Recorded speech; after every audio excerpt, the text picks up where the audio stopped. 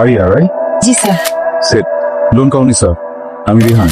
পত্রিকাতে আমার নামটা ভুল লেখা আছে, এটা আমার আসল নাম যদি পত্রিকাতে চলে আসে প্রবলেম হতে পারে। একটা কথা জিজ্ঞেস করি। বলুন। আচ্ছা ভাইয়া, আপনি ঠিক কোন শর্ততে রাজি হলে আমাকে 10 লক্ষ টাকা দিবেন? মানে আমাকে কি কি করতে হবে একটু জানা থাকলে ভালো হতো। তার আগে বলুন আপনি টাকাটা দিয়ে কি করবেন? আমি একজন ক্যান্সার পেশেন্টের চিকিৎসা করাবো। মা 10 লক্ষ টাকাতে তো আসলে কিছু হবে না, আরো অনেক টাকা লাগবে। আপাতত 10 লক্ষ টাকা হলে কিছুদিনের জন্য হয়তো বা, ডক্টর বলেছে 20-25 লক্ষ টাকা লাগবে মিনিমাম। তারপর তার আছে আরিয়া, বেসিক্যালি আপনাকে আমি 1 বছরের জন্য বিয়ে করতে চাই, এগ্রিমেন্ট ম্যারেজ। এখানে এগ্রিমেন্টের পুরো ডিটেলস দেওয়া আছে, যেখানে লেখা আছে আমি আপনাকে 1 বছরের জন্য বিয়ে করবো, ঠিক 1 বছর পরে আমি আপনাকে ডিভোর্স দিব। এই পুরো বিষয়টাই ফেক, বুঝিয়ে বলি। বেসিক্যালি আমার ফ্যামিলি একটু প্রেশার আছে, আমার বিয়ে করতে হবে, আমি বিয়েটা করতে চাই না। এই জন্য আমি নিজের মতো করে একটা বানানো বিয়ে করতে, যেন ফ্যামিলি প্রেশার থেকে বাঁচা যায়। আপনারও সুবিধা আছে, আমার পত্রিকাতে তো এমন দেওয়া ছিল 10 লক্ষ টাকা, কিন্তু আপনার মার ট্রিটমেন্টের জন্য 25 লাখ টাকা লাগুক, 12 বেশি লাগুক, পুরো বিষয়টা আমি দেখবো। ওটা নিয়ে আপনার টেনশন করতে হবে না। রাজি ভাইয়া, আমি বুঝিয়ে বলছি, দেখেন এই সম্পর্কের মাঝে আসলে সিরিয়াস কোনো কিছু থাকবে না, পুরো বিষয়টাই ফেক। যে ডকুমেন্ট শো করার জন্য বিয়েটা আসলেই করতে হবে, কিন্তু এগ্রিমেন্ট আছে, তাই বছর আপনি ফ্রি। আরে আমার হাতে সময় একটু কম, যদি রাজি থাকি তাহলে বলুন আপনি রাজি। আমি সরি, আমি আসলে পারবো না এই কাজটা করতে। পূজারা চলে এসছি। হ্যাঁ বেবি, না এখন মেয়ে তো খুঁজেই পাচ্ছি না আমি। মাত্র একটা মেয়ের সাথে মিটিং করছিলাম, ওকে দেখে মনে হচ্ছে লোকে হবে, বাট ও এগ্রিমেন্টের কথা শুনে ভয় পালিয়ে গেল। টেনশনই মা, 1 বছর তো সলিউশন বের হয়ে যাবে। আর কত কাছে আসলে মনে হবে তোমার আমার ডিস্টেন্স 0? আর একটু সামান্য। আচ্ছা, আর পরিণাম কি হবে? ভয়ানক নাকি খুব বেশি ভয়ঙ্কর সুইট? যেটা ভেবে তুমি শান্তি পাও সেটাই।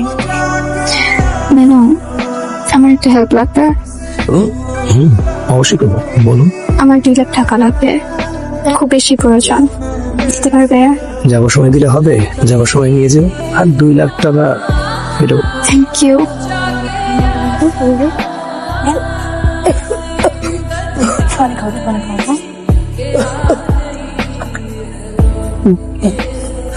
বেশি খারাপ লাগতেছে?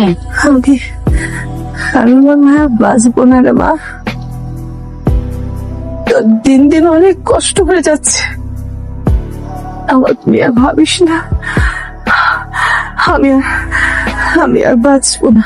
কি বলতেছো মা এগুলা? উল্টা পাল্টা কথা বলা বন্ধ করো। প্রত্যেকদিন কি কথা? তোমাকে বাঁচতে হবে, তুমি অনেক দিন বাঁচবা, অনেক বছর বাঁচবা। আমাদের জন্য তোমাকে বেঁচে থাকতে হবে।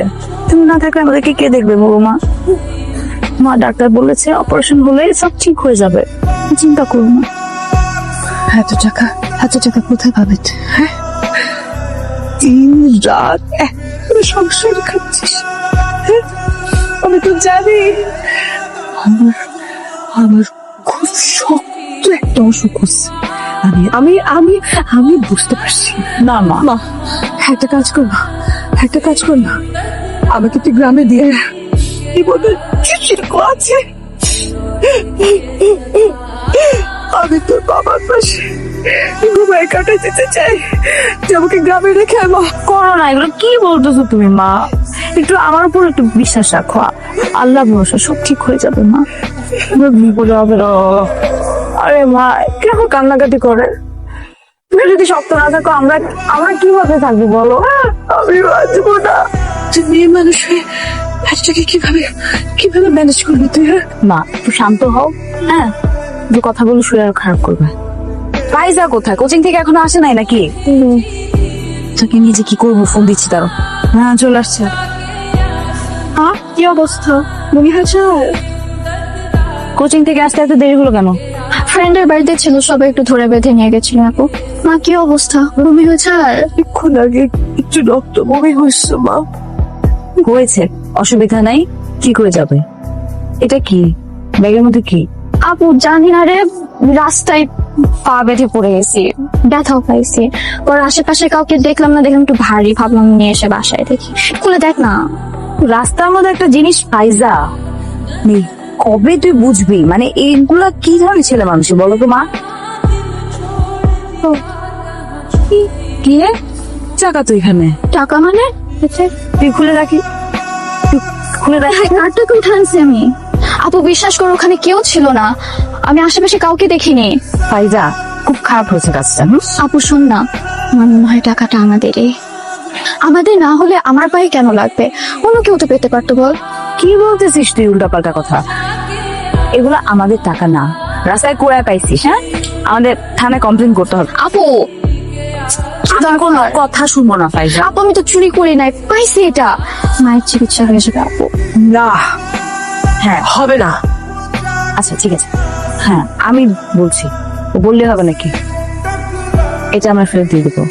আপু আমার কোচিং থেকে কল আসছে, আমার ধরা লাগবে। মাত্রই কোচিং থেকে আসছি, এখনই আবার কোচিং দেবো। কি যে করতেছে মেয়েটা, আমার শরীরটা ভালো লাগছে না। আমি শুভ খবরদার ওই টাকায় যেন আমার চিকিৎসা নেওয়া। একটা বালিশ দিব? হ্যালো, হ্যাঁ হ্যাঁ আমি আসছি, মাত্রই আসছি বাসায়। Menon thank you. আমি জানি না তুমি আমাকে কি ভাবো, কিন্তু তোমার এই টাকাগুলো আমার মায়ের চিকিৎসাতে অনেক উপকারে আসবে।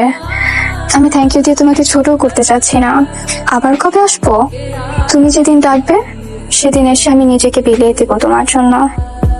আচ্ছা এখন রাখি, আমি পরে সময় করে কল দেবো তোমাকে।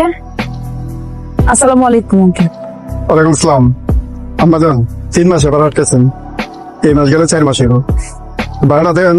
আঙ্কেল দিয়ে দিব, চেষ্টা করতেছি যত তাড়াতাড়ি সুযোগ দেওয়া যাওয়ার জন্য। ঝামেলার মধ্যে আসতে তো আঙ্কেল দিয়ে দেবো আঙ্কেল। দিচ্ছি কথা দিচ্ছেন না, টাকাটা দেন, আমার একটু উপকার হইব। বুঝতেছি তো আঙ্কেল, আসলে আঙ্কেল আপনি তো জানেনই আমাদের অবস্থায় এখন একটু বেশ ঝামেলার মধ্যে আছি। মায়ের অবস্থা আসলে আমি সেটা জানি, এখন কি অবস্থা ওনার? ভালো না আঙ্কেল। আঙ্কেল আপনি চিন্তা করবেন, আমি যত তাড়াতাড়ি সম্ভব টাকার ব্যবস্থা করে দিয়ে দিচ্ছি। আঙ্কেল আগামীকাল আপনাকে কিছু টাকা ম্যানেজ করে দেবো। আচ্ছা ঠিক আছে, আমি কাল আসবো, টাকাটা দিয়ে রেখো। তুই টাকা কোত্থেকে ম্যানেজ করে দিবে এতগুলো? ওই যে পেলাম না, ওইখান থেকে দিয়ে দেই। ফাইজা থেকে পাগল হয়ে গেছিস? আপু টাকাটা পেয়েছি, লোকের কথা শুনতে কি ভালো লাগে? ওখান থেকে না কেউ কিছু দিয়ে দাও, মায়ের চিকিৎসাটাও শুরু করে দাও। না ফাইজা, কথাটা শুনো আমার, একটু ভেবে দেখো। হ্যালো, আমি ফারিয়া বলছি। আগামীকালকে আপনি কি একটু ফ্রি আছেন? দেখা করতে চাই। জি থ্যাংক ইউ। আমি আপনার এগ্রিমেন্টে সাইন করতে রাজি আছি, আজকেই করবো। আমি অলরেডি একজনকে হায়ার করে ফেলেছি। কি বলতেছেন স্যার? স্যার প্লিজ স্যার, আমার টাকাটা অনেক দরকার স্যার। স্যার আপনি যা বলবেন আমি তাই করবো স্যার। প্লিজ স্যার আমাকে এগ্রিমেন্ট। স্যার আপনি যা বলবেন আমি তাই করবো, আমার কোনো অসুবিধা নেই। আপনার মার এখন কি অবস্থা? ভালো না স্যার, খারাপ অবস্থা। প্রতিদিন রক্ত বমি হচ্ছে, দিন দিন অবস্থা খারাপের দিকে যাচ্ছে স্যার। ডক্টর বলেছে যত তাড়াতাড়ি সম্ভব ট্রিটমেন্টটা শুরু করতে হবে, তখন দেরি হয়ে যাবে। অলরাইট, এই বিষয়টা আমি দেখছি। সরি, আমার গার্লফ্রেন্ডের নাম নীরা, ও দেশের বাইরে থাকে। বিশেষ একটা কারণে এই মুহূর্তে ও চাইলেও দেশে আসতে পারবে না। এদিকে আমার ফ্যামিলি আমাকে খুব প্রেশার দিচ্ছে আমি যেন বিয়ে করে ফেলি। আপনার সাথে এগ্রিমেন্টে বিয়েটা করছি এই জন্য যেন তাদেরকে একটু থামানো যায়। Let me explain. আমি আমার বাসায় গিয়ে মা বাবাকে বলবো যে আমি আপনাকে অনেক ভালোবাসি, আমাদের অনেকদিনের সম্পর্ক, and আমি আপনাকে বিয়ে করতে চাই।